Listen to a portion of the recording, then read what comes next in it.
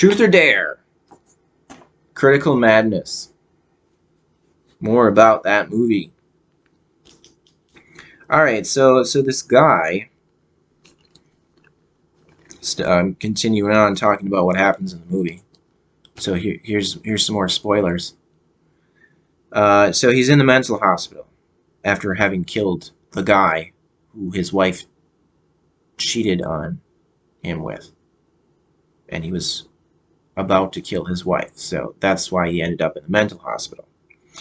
And so he had cut into his face because he was playing Truth or Dare, daring a couple of what appears to be imaginary people in the mental hospital, because he's going through this critical madness, this guy. So he had cut into his face, and then from this point on, you don't see the actor's face, because he then makes a mask. So this is what I said previously about how I remembered being scared of this movie because of this mask this guy was wearing, because it looked disturbing, like a deformed face, like a monster face. That's how I remembered it when I was 10 or 11 years old.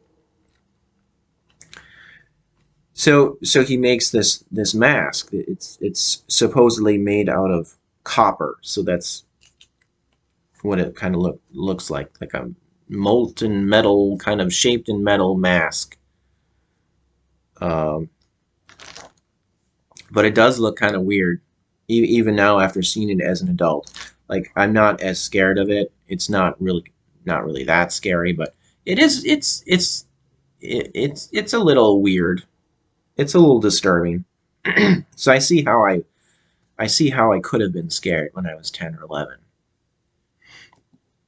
because it was the first time I saw anything like that. It just looked really weird. So he makes this copper mask, and from this point on, he's wearing this mask through the rest of the movie. And I was even thinking, like, is this the same actor? Because you can't even see his face for the rest of the movie. So I guess it was the same actor.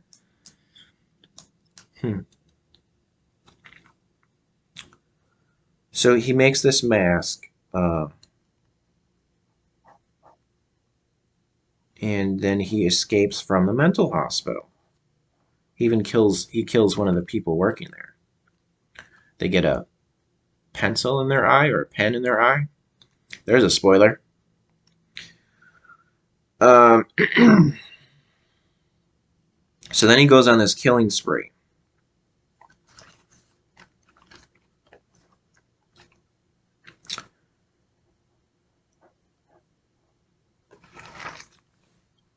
Kind of random acts of violence. He's in his car, and he hits this woman and her baby carriage. So I'm assuming there's a baby in that baby carriage. So that was very disturbing. Not a very likable guy to have done this.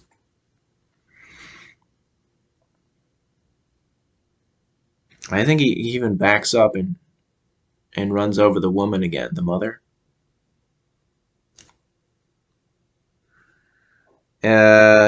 Another thing he does for this killing spree, he shoots. He takes out a machine gun, and he kills 3 people sitting on. Funny notes here. He kills 3 people sitting on a bench out by the road. I guess it's like a bus stop bench. So he just takes a machine gun out of his car, and he just kills these people, and then they fall down dead. One of them didn't die immediately. The one in the middle, she kind of moved around a little bit, and then she stopped moving. So that was kind of funny. Kind of disturbing to say funny because someone gets killed, but it was just funny how it appeared because it looked like she would have died right away, but she continued to move a little bit. So that's why it was kind of funny. Uh, well, another thing I thought was kind of humorous, dark humor, definitely, but just like so this guy shoots these people on this bench with a machine gun, and then he just he just leaves. He just gets in his car and drives away. He pulls into traffic, and he continues on the road, and so does everyone else. Nobody stops. Nobody stops to help or intervene. Uh, it just everyone just goes on like it's a normal thing. Like this guy just shot these people, and oh, okay, and then they just go on. They continue on driving. So it kind of seemed a little weird that that would actually happen. Like you'd think someone would you'd think cars would stop and be like, I don't know. I guess one way of looking at it is, well, maybe they don't want to get involved. They don't want to get killed themselves. But it just appeared like a weird moment in the movie where so this guy kills these people and nobody does anything. They just keep going. Kind of disturbing though to think about that though. Uh, then okay, so continuing on with this killing spree, this guy he's in his car and he takes out this chainsaw.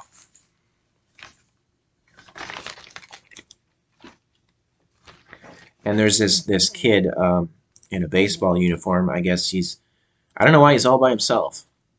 But he's leaving this I guess like baseball field. Uh, and it's a famous person when they were young. A Backstreet Boy, AJ McLean. That's what it says on the back of the movie. So that's who that is.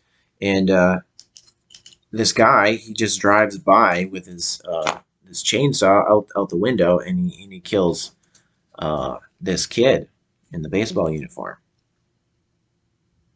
So that wasn't very nice. He just randomly kills this kid with a chainsaw.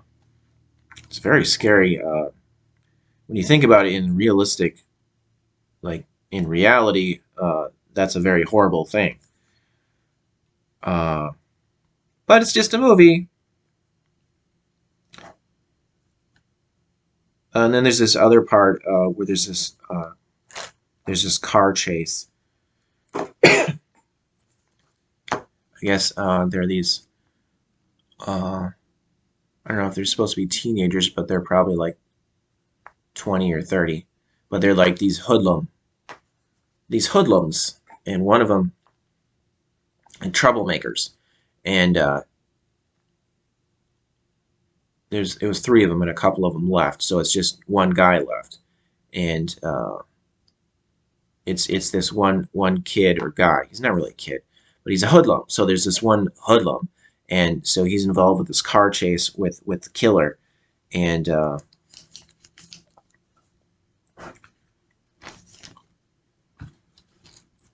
the hoodlum ends up his car ends up getting blown up. Uh, he hits another. I guess he hits another car, but his car ends up burning in flames. There's another burning thing. Uh, there's a shed that supposedly the killer is in this shed, and this cop sets the shed on fire, and it's kind of funny how his acting is. He's saying "burn, burn," and he's slamming on this car, and he's just like really getting too excited about this shed burning. So his acting performance was kind of funny a little bit. Uh, this cop as he's watching this shed burn that supposedly the killer is in, but then later they find out. Here's another spoiler. Later they find out that it wasn't the killer because they find a body burnt up. They realize, well, they have a dentist there, but they realize that the body, the burnt up body in the shed that this cop had set on fire was actually the town drunk. So pretty bad that the cop did that.